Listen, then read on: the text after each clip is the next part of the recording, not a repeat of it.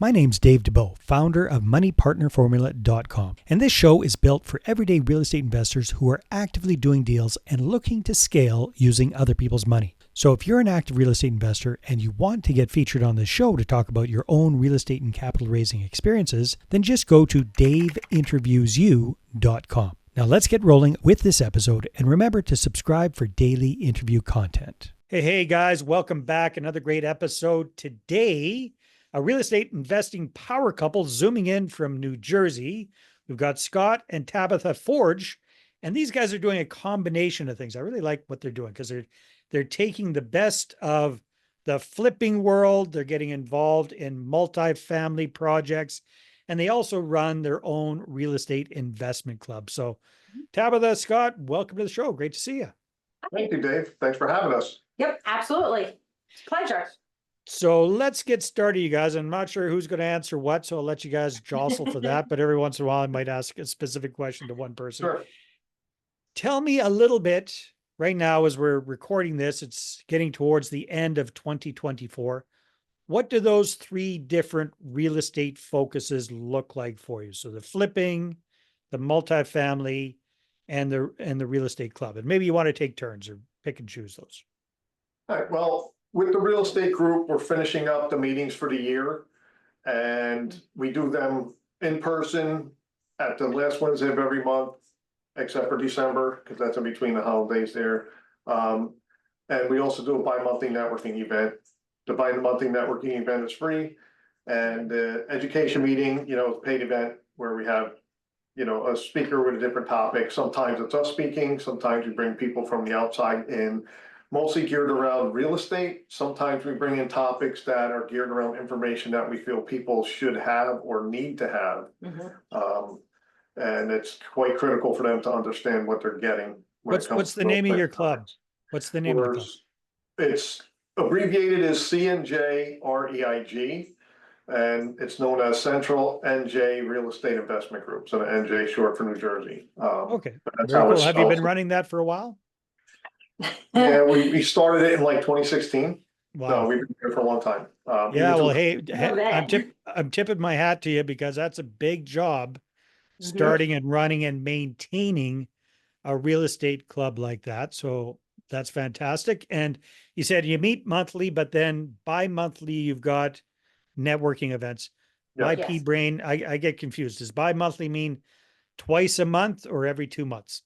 Every other month. Every other month. Okay, that makes sense. All right. Very, very good. Cool. All right. So that's the real estate club side of things. What about the flipping business? Who wants to tell me a little bit about that? The flipping. So guess I ended up being a contractor and general contractor consultant.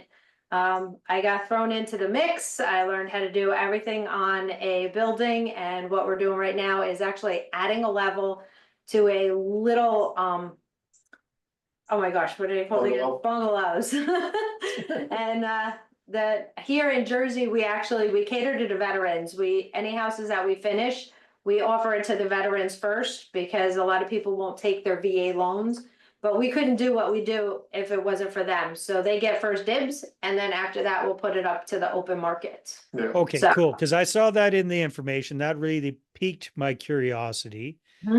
Yeah. Tell me a little bit more about that. Why did you guys decide to really laser focus in on providing this for veterans? Well, we have a partner in a real estate group. His name is Andre Logan. He's a 17-year veteran. And he explained to us the difficulties they have obtaining properties because investors like ourselves tend to go after cash purchases and people who put money down. And a lot of times veterans don't have to put money down. They've earned that right and privilege. Yeah, So but we didn't do that the first two before this even happened. Right, before that happened, we just sold it to a veteran because we're like, oh, we like veterans. But once we decided with Andre, we just said, hey, we're gonna focus on that because they need housing, like Tabatha said, if it wasn't what they do, we wouldn't be able to do what we do. Yeah. So they provided a service to us to protect us and keep us safe, so we need to help them get what they need for themselves and their families. So remind us, what's So the they have difference a safe between house. a vet buying a property and who most flippers are flipping their properties to? Veterans, I think it's like 3% down at, Max. if that, but majority of the time, they're already given their down payment from the Right. service that they've provided. And So what is that a VA loan? Is that a, yes, okay, they're VA loans, but they also, so a lot of people don't want to do them because their insurance company comes out. But if you do a house the right way, Right. mhm. there's no problem. Like the last one that we did, they couldn't find anything wrong. So they literally says, well, you have to paint the foundation. It's peeling. I'm like, We didn't get there yet. really? Okay, So, so most investors are saying, you know what, dealing with the VA right. is a pain in the butt. They're Mhm. nitpicky. It slows the whole process down. So forget about Yes. that. We'd rather just sell it to a mom and pop home buyer. Yeah. You guys have Yeah. decided that you'd like to really focus on veterans. Now, when you say veterans, do they have they left the service, or are they typically actively still in service? Either way. Yeah. Either way. Doesn't Do it matter. either way. But Yeah. most of them are new family. They just came out and have new family, and it's I'm sorry, but the feeling when the wife comes in and she's like running her hand across the brand new countertop, and she's like, "This is mine." Nice. Makes me cry every time. Nice. It's, Well, that's beautiful, you guys. Thanks for sharing that. So you found that, maybe it just delays things a week or two compared to doing something well, not even that's that Actually, much. actually, I don't. yeah, it doesn't. No, because Okay. working with Andre, he has a list of buyers and they come in before we're done and they get us started ahead of time so that There you basically go. when we're done, they're done with purchasing. They can purchase the property at that point. The last one we did, we didn't even get final inspections done and we closed on the sale. Oh, So perfect. Well, really good. They need to move in, so they got in I there. love the fact that you guys have kind of niched down to that, and that's your end market. Now, has that generated any unanticipated benefits? Like, is that part of your communication with potential sellers as well? We do mention it to people. Yeah. As Yeah. part of what we're doing, like, wholesalers just cold call people and talk to them about it, but as we do, we tell them, hey, listen, if you're interested in selling, we're looking to buy for a veteran and we renovate the homes and sell the veterans. Because it's what we're doing. The other, here I have other types of properties, but it's not geared around veterans, so, when we're doing a flip, it's geared towards veterans. Yeah, very, very cool. Well, that is so interesting. So your flipping business, you guys, how active are you in that? What kind of, how long have you been doing flips for? And more or less, how many of you do you Too do long. on a regular basis? Well, we're different than most flippers, but we started about 16 years ago. Wow. We purchased our first flip in 2008 and sold it to a single mom that was raising her own son, and Had she two fosters. adopted two foster kids. Mhm. So that was pretty cool. We were like, wow, didn't know what we were doing. We just did it.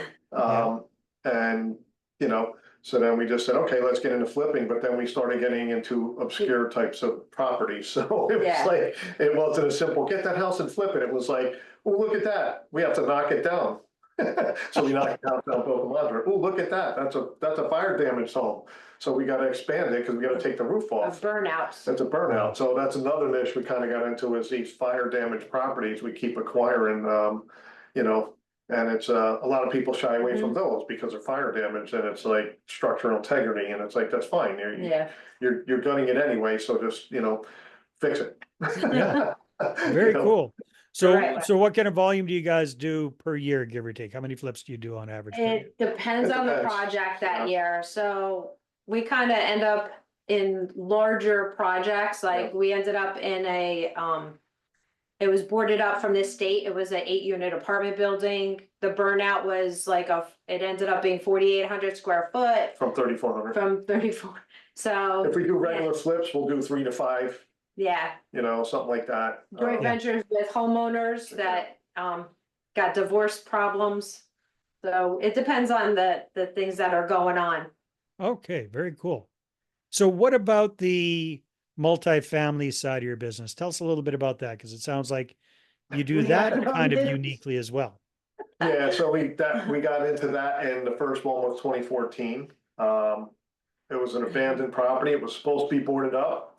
It wasn't abandoned, but nobody was there. It was vacant. It was abandoned. It was basically abandoned, so it was open, we went in, looked at it and said, wow, this is a mess. And it happened to be a realtor we were working with, said, well, it's off market, and the attorney contacted me, so I brought it to you guys first. Well, contacted her. I was coming back from paying our son's tuition, and I had my friend's daughter, and we're driving back, and he was like, oh, you have this exclusive, and I was like, well, what is it? And he told me. I said, well, get the papers ready, I'm on my way. We didn't even look at it, and I told my son, don't tell dad. So then the lawyers called, and that I kind of got busted. Yeah, so we bought it, I mean, we got it at a good price, 250,000, and we had to completely gut it to the framing. And even do structure changes, so we spent over a year renovating that property and getting it up to standard, but till today, we finished that in 2016. And we just had the state inspection come in and kick it out an extra 2 years because it's still in great shape. We keep it up to speed with everything, and the tenants are amazing. We lucked out. Yeah. So you're doing a combination of flipping properties to generate chunks of cash, and then you're also kind of doing massive multifamily reno type work, like a multifamily burr, and then you're holding on to those properties for your rental portfolio. Is that the gist of it? That was a big rental. Yeah, well, that was a big rental for a small building. It's only 8 units. We have, right now we're acquiring 34 units in Alabama where we're doing the same strategy. It's not a complete gut, but it needs to be, they need to be renovated or way outdated, but the income that'll be generated from it and the product that we provide after when we're done renovating is gonna be, just as quality as we do. We're more about quality than quantity. Yeah. Most people are just quantity and they don't look at the quality of their product. And like, we saw one down the street from us where we were looking at it a couple years ago, picking it up, somebody else did, they covered up everything and the whole porch had to come off because it was rotted. And we're like, see, that's not us, we don't do that. It's all about the quality of the work. And I feel like knocking on the door and going, hey, you should go after that seller, he needs to pay for this because he covered it up. You can go back, on the title company can go back multiple owners, and if they knew that they purposely covered the damaged, rotten, wires, wood, whatever it is, that you can actually sue them for a certain amount back on that. And it was dangerous because it was their whole front porch. Yes. Well, getting back to the multifamily thing, you guys. So tell me a little bit about that, because we were talking a little bit off camera about the fact that you guys, what did you call it? You called it you're doing multifamily burrs with joint venture partners or something like that. Yeah, that's pretty much what it is. Like most people buy a 1 to 4 unit, And we bought those down in South Carolina. Yeah, we got them in South Carolina. Sorry, what size properties are you looking at? Like how many units to how many units? Trying to stick right now because of what's going on under 50. Yeah, 20 to 50 units. That's what we're looking at now. So the one we're picking up is 34. And what we're doing is we're joint venture partnering with other people to fund it besides a lender. And they'll stay in as ownership. So what that means is when we're done renovating it and we refi it, they get all their money out with the equity and stay in as cash flow owners. So they get the benefit of being in the property. All the returns are tax reduced or free because they're owner in it, not a syndicated partner where you're gonna get these capital gains and you got a 1031. You don't have to 1031 your money this way. And then you're getting cash flow. You're getting monthly mailbox. It's the best of both worlds, right? So you get the benefits of increasing the value of the property and maybe, getting most of your initial cash out fairly soon. And then you get to be owner in perpetuity as long as you guys have 15 months. This one's 15 months. 15-month turnaround, which, it's no problem. 13, 14. Yeah, no, that was about the same with our, that's about 15 months average when you're doing multifamily for cash out refis. So you guys are based in New Jersey. How are you managing these massive renos from a distance? Airplanes. So you are boots on the ground. You're going out there and you're Yeah. But we also have our friend Derek that is in another group that we're with. He's lives right in the area, so he probably going to end up being abducted into watching over the property and stuff. And Right. then there's another friend that's flipping there Right. in that same area. So And then- you've got some other people that can go in and check in on things in Yeah, between. we're always going to check in on the property because it's Yeah. our responsibility. Yeah. But if something comes up or we need something in a pinch, we can always reach out to people that we know in the area to say, hey, can you go run over there real quick and take a look at something for me? Because something happened and I can't get there till like next week because of flights or whatever. Yeah. For the most part though, you'll have a property manager on hand doing that, which one of our partners has a property management company. We're gonna utilize that skill set to manage the property. Yeah. It'll just be the Isn't, construction that will handle the renovation part, probably mostly ourselves, and bring his group in to understand how to renovate a property the right way. but Cool. yeah. So how his- many of these kind of projects do you guys have at this point? Like how many multifamily properties are in your portfolio right now? We have. Here, Virginia, South Carolina, a couple Tennessee. of them here. Yeah. Tennessee, we're going, Tennessee is, and then Tennessee, Texas Alabama. and Alabama. Yep. Nice. Well, that's fantastic, you guys. And you've been this hands-on with each one of those. So Tabitha, have you been raking up the frequent flyer miles going out there? Pretty much, I got free flights coming. Nice. Hudson, our partner, because he manages some of the properties, like I said, so he does some, we do some. Tag team it, so to speak. Yeah. Excellent. So you guys, as we're wrapping up our conversation here, what are your plans for the next 12 to 18 months? Where do you see your various real estate enterprises going? Refi the one from Alabama and close on the two in Tennessee. Yep, that'll be two more projects we pick up. Looking to get it, I'd like to get 1,000 more doors in that time frame. Added to our portfolio. Oh, and Glassboro, student housing. Student housing. We have here in, by Rowan College. Yep, so I want to acquire more student housing properties here and in other states. One of the units we're picking up in Tennessee is geared towards student housing. Yeah, So that'll be a bigger, but that's a Bigger. bigger reno. yeah. Different rental, but bigger income, Yeah. because it's geared towards students, not towards long-term tenants. So, Fantastic, you guys. Well, I wish you all the best in these exciting endeavors. And if people want to connect with you, what should they do? they can send an email to info@dirproperties.com, and that's D as in David, or they can call. You could call myself, actually, 732-309-8653. Perfect, you guys. Well, thanks for being on the show.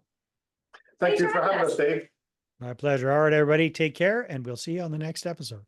Hey there. I really hope you enjoyed that episode. And as always, if you want to listen to more daily interview content, make sure you subscribe. And if you're an active real estate investor and you're doing deals and you'd like to get featured on this show, then just head over to daveinterviewyou.com. Now, at moneypartnerformula.com, we help real estate investors to create a process for predictably getting capital so they can do more deals without relying on hard money lenders or the banks.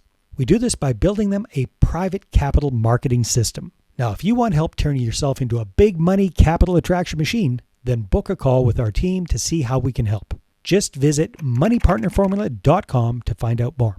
All right, take care, and we'll see you on the next interview.